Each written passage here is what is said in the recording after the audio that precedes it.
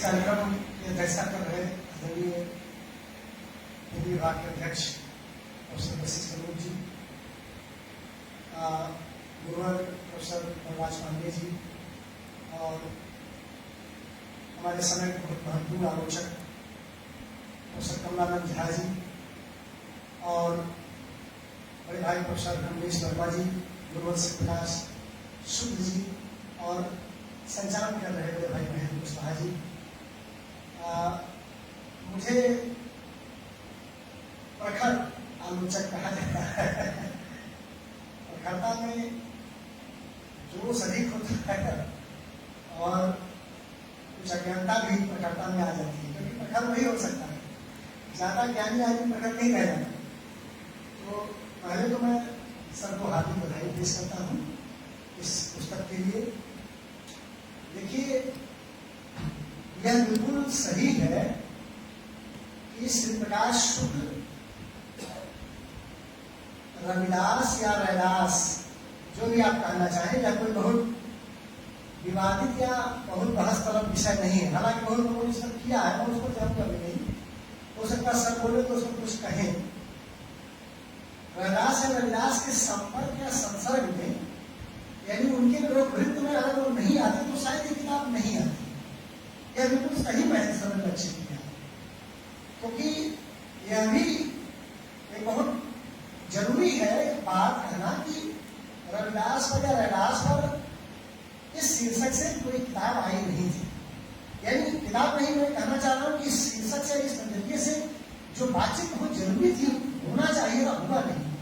रैदास संत रैदास, रैदास परिचयी, रैदास एक विश्लेषण, इस तरह किताबें, इन शीर्षकों से किताबें आ रही थी। वास्तव में भक्ति काल में, खास तौर पर निर्मल भक्ति काल, यानी भक्ति काल में जो आधा हिस्सा है पहला वाला निर्मल भक्ति जिसको हम कहते हैं, उसमें जिस तरह कबीर पर बातचीत हुई या रामानंद पर थोड़ी बातचीत के संदर्भ में होती है, रविदास या रैदास पर उस तरह हिंदी आलोचना में सेलिब्रेट नहीं किया रैदास को। और भक्ति काल के लोग वृत्त को बनने में या उस समय के लोग वृत्त को बनाने में रैदास के योगदान को इस नजरिए से हिंदी आलोचना ने एड्रेस नहीं किया।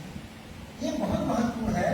इस प्रकार शुक्ल एड्रेस कर रहे हैं, और यह इसलिए भी मैं कह रहा हूं क्योंकि रविदास का लोकवृत्त सिर्फ उनके समय में समाप्त नहीं हो गए। वह अभी भी अपने वैचारिक उपस्थिति में अपना एक बड़ा लोकवृत्त तैयार कर रहे हैं, जिसके जन्म में माने ज्योतिबा फुले अम्बेडकर या कांसीराम या आपके राजनीतिक आते हैं, या राजस्थान और पंजाब की जनता जो उनसे जुड़ती वो आती है, तो उसमें से प्रकाश शुक्ल भी आते हैं। वो मजद मुदारे वाली गीत जो भजन है जो तुलसीदास मंदिर में बजती है रोज, वो प्रकाश शुक्ल के कानों में गई, वो रोज कूदती है, रोज जो है संस्कार मुक्त करती है। निराला की एक कविता है, इसमें सर ने उसका संदर्भ भी दिया है। अलिमा में निराला ने रविदास पर एक कविता लिखी है।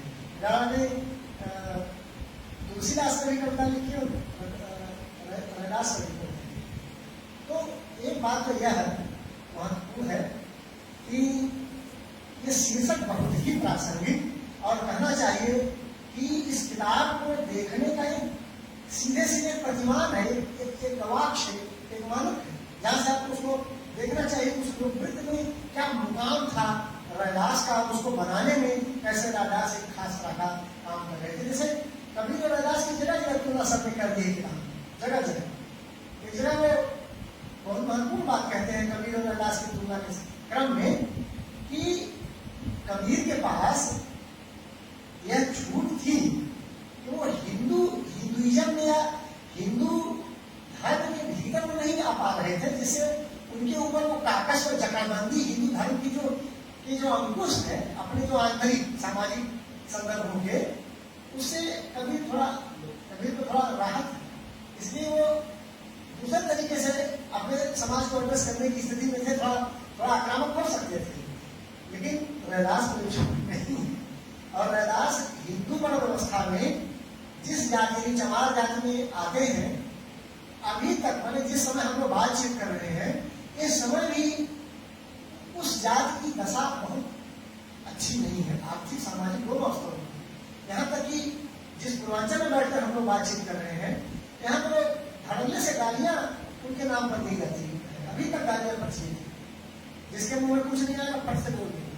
अभी मेरा ताजा अनुभव है कि अभी पीछे हम लोगों का विज्ञापन हुआ था प्रमोशन या नौकरी के लिए, तो उसमें मैं प्रमोशन या नौकरी का फॉर्म लेकर होकर हाउस जमा करने गया था। 1 साल हो रहा है, तो कोई इंटरव्यू चल रहा था। कुलपति महोदय सुधीर जैन जी जो चले गए, कुलपति महोदय थे, तो वो गायब मुझे अंदर जाने नहीं दे रहे थे और जमा करने की लास्ट अंतिम तिथि थी। तो मैंने बताया कि भाई आज अंतिम तिथि, मुझे जाने दीजिए, नहीं मैं फॉर्म अपना जमा करना होगा। उन्होंने कहा नहीं, आदेश नहीं है, अंदर इंटरव्यू चल रहा है।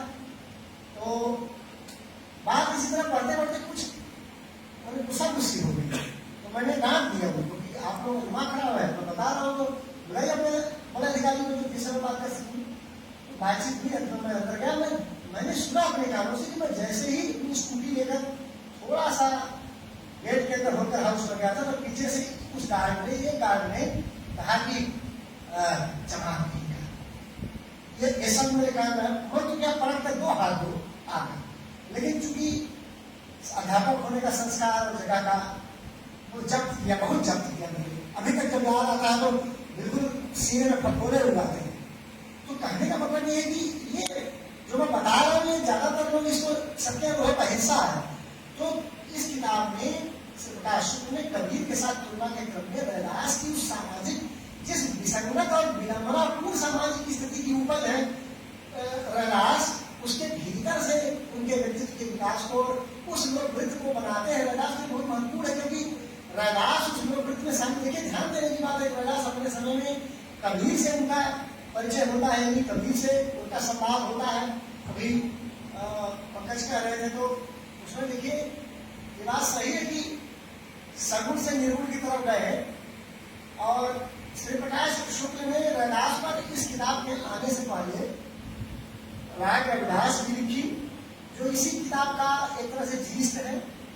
और एक और उनकी किताब आई महामारी और कविता, जिसका पहला ही जो निबंध है वो रविदास पर ही है। वो महामारी से उनकी कविताओं को जोड़ता, बहुत कायदे का वो लेख लंबा लेख, उसको पढ़ा करना चाहिए।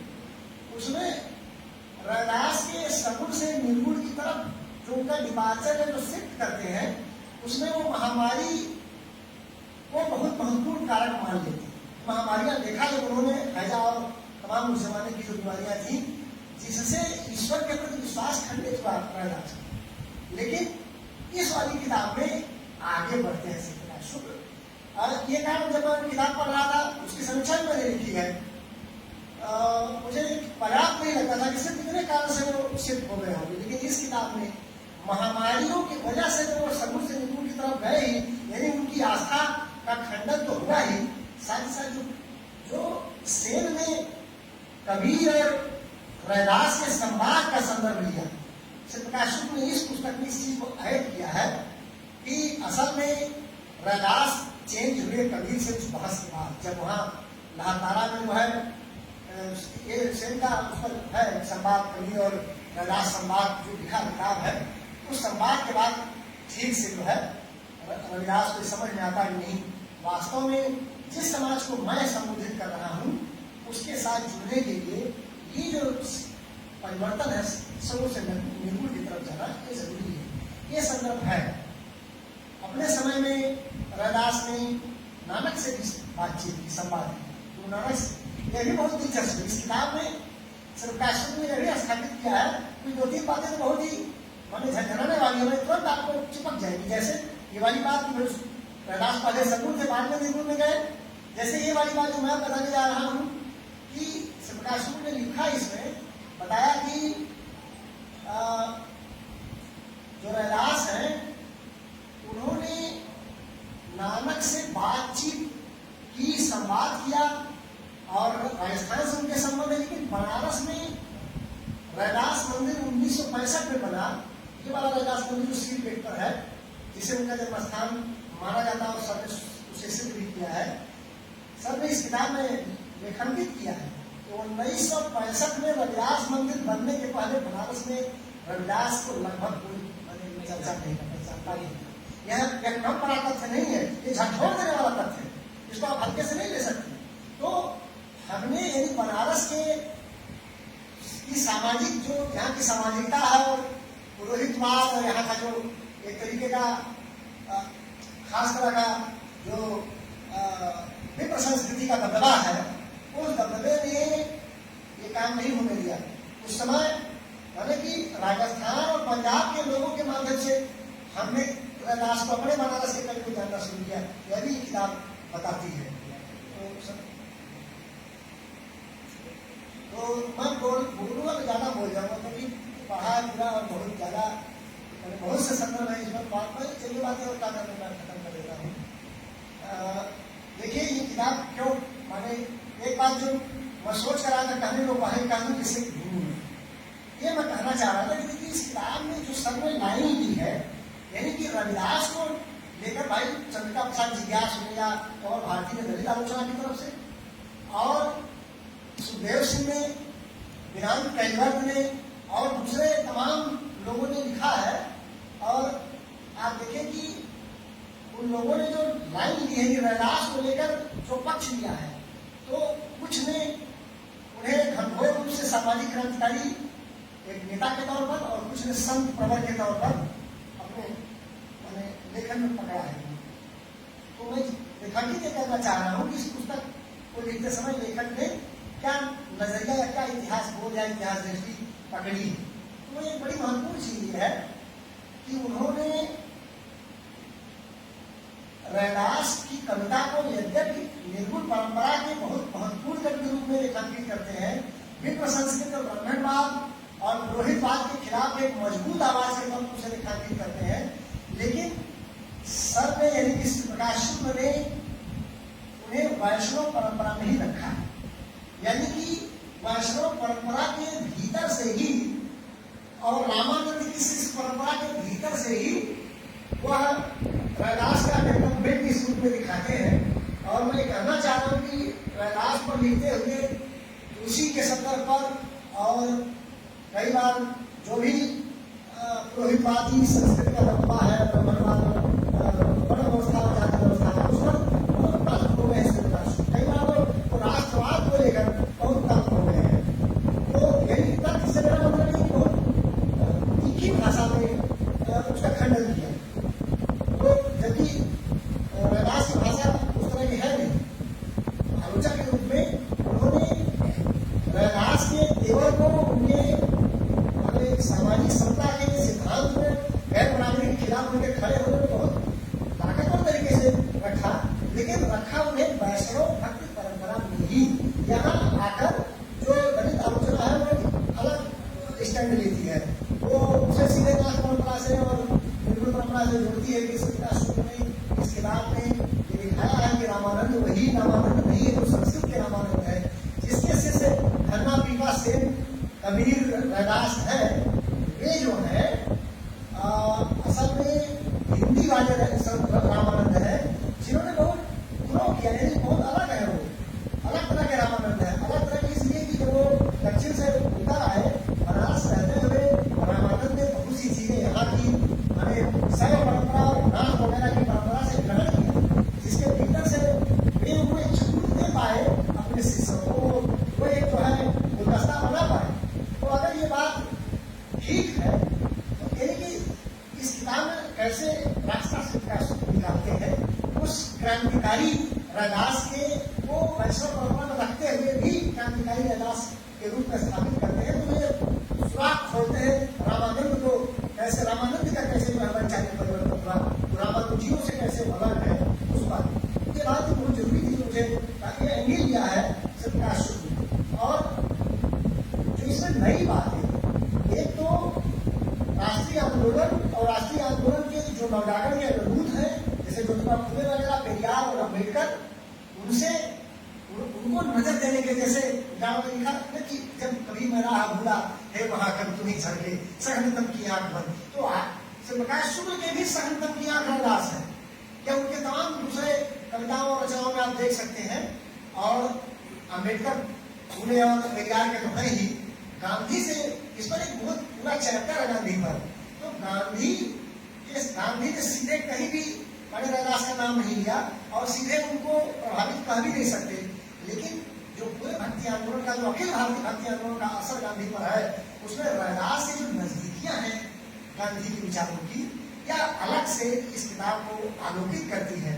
और इस नाते में किताब हिंदी एकेडमिया में प्रशंसित और पढ़ी जाएगी, क्योंकि जो लोग भी रैदास पर काम करना चाहते हैं, माने अनंत दास के रैदास परिचयी और नाभादास के भक्तमाल से शुरू कर कमल भारती और चंद्रिका प्रसाद जिज्ञासु के माने रैदास चिंतन तक सुखदेव सिंह से बीच में आएंगे, तो उन लोगों को जो देखना चाहता है उस पूरे संदर्भ को, उसमें इस किताब में गजब का अध्ययन और गजब का संदर्भ, यानी कि एक बड़ी पूरी रैदास और भक्ति आंदोलन पर लिखे गए बहुत अधिक सामग्री को ये किताब स्पर्श करती है। और हमारे नए शोधार्थी के लिए यह एक दस्तावेज है। और यह भी इस किताब पर मैं पढ़ रहा था जगह जगह, तो मैं बार बार महसूस कर रहा था कि श्री प्रकाश शुक्ल के जो कवि है वो बार बार हावी हो गया है, मैंने आलोचक पर कवि हावी हो गया है। अगर कभी मुझे लिखने का मौका सब पर मिलेगा तो जब मैं लिखूंगा तो ये मैं कहूँगा कि ये मूलतः कवि थे, श्री प्रकाश शुक्ल के बारे में। जैसे उन्होंने रैदास को कहा कि मूलतः कवि थे, बाद में संत थे, तो बाद में आलोचक है, पहले वो कवि है, क्योंकि उनकी कविता का जो मैंने सोचने का ढंग है, भाषा है, वो सारी चीजें उसमें आई हैं। कई जगहों पर जैसे अभी पूजा बोल रही थी कि वो आग की नहीं आँच के कवि, लेकिन कोई आलोचक की भाषा थोड़ा है। अब आग का कवि नहीं, आँच का कवि, इसमें ये आलोचक की भाषा नहीं हो सकती, ये कवि की भाषा। आग है, आँच कहाँ से आएगी? दिया नहीं तब अच्छी आएगी, बिना आग की आँच कहाँ से आएगी? आलोचना में भाषा में इस तरह के व्यर्थ और उसके तमाम वो चीजें निकलने की गुंजाइश बहुत पॉइंट होती है भाषा। तो सब जगह जगह इस तरह के वो लिखते हैं। ये बात इस आलोचना की किताब की रसात्मकता भी है, ताकत भी है, और जगह जगह वो खराब बात भी है, इसलिए कि कई बार समझने में दिक्कत पैदा हो जाती है कि आप जो कह रहे हैं वो बात पहुंच नहीं पाएगी पाठक तक, तो वास्तव में आप कहना क्या चाहते हैं। और इस किताब की समस्या यह भी एक मुझे समझ में आई है कि इसमें बहुत अभी भाषाई गलतियां रह गई हैं, साहित्य रूप संबंधी गलतियां या जो भी हैं रह गई है बहुत जगहों पर। एक जगह तो जहाँ सबूत होना चाहिए वहाँ निर्मूल लिखा गया, उसे पूरा का पूरा अर्थ का अर्थ हो गया है, यानी कि बहुत जगह है। तो सब तो खैर अमानत बातें हैं, उसका कोई बहुत महत्व नहीं। मैं ये बात इसलिए रेखांकित कर दिया जिससे छात्र पढ़ेंगे तो उन्हें जैसे कंटेंट की तरह कहीं नहीं मिलेगा, तो उससे सतर्क होकर पढ़ेंगे तो ज़्यादा व्यवस्थित तरीके से बातचीत कर पाएंगे। मैं अब नहीं बोलूँगा, मेरे पास बहुत ढेर सारे विचार हैं, क्योंकि बहुत बड़े लोगों को सुनना है, फिर भी मैंने 10-15 मिनट पढ़ने के लिए सर को बधाई देता हूँ।